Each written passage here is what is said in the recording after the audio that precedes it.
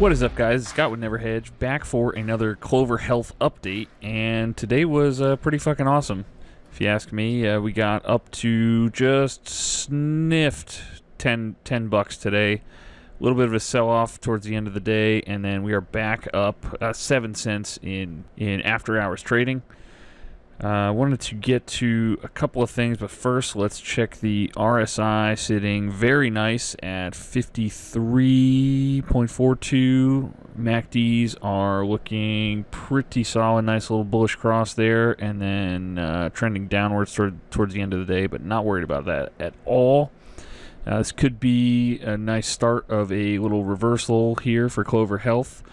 I want to get to the short interest quick, still super high. It's 36.93% of the float, and looks like shorts might be covering a little bit. So as of 10 hours ago, we're down to 1.4 million shares available to short. Now we're all the way up to 3.7 million. So looks like shorts are starting to close out positions a little bit on this, and short bar fee rate is down to 17.54%. First up here we have JP Morgan downgrading Cloverhealth in the wake of its first quarter earnings. The bank's analyst said the company faces difficult market and could underperform as it expands. They slashed their December 2022 price target for the stock to $9 from $15 previously, but you gotta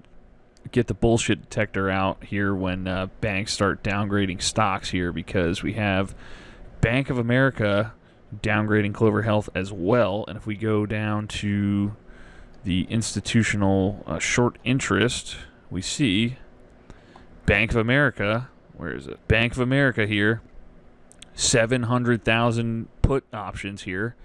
And so, of course, they're going to fucking downgrade the stock. They want people to sell and cover their put option. Almost like how fucking Nancy Pelosi buys $1 million worth of Tesla calls and then legislates things to help fucking Tesla's value.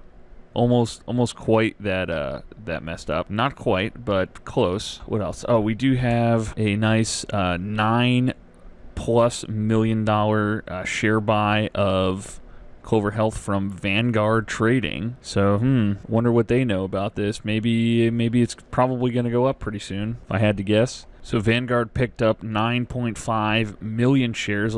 And we got a nice tweet here from Antonio Costa. If Clove breaks 916, high of the day, we could see a strong run into the close. He was absolutely right.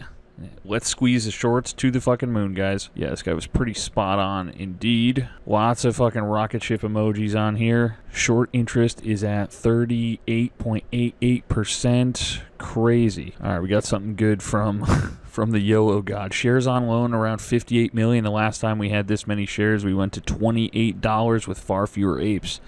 The time to buy is now, apes.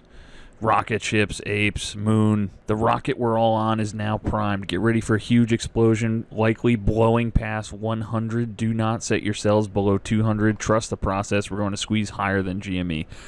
I don't know about going past 100, but I'm thinking that some of these, let's take a quick peek at the options.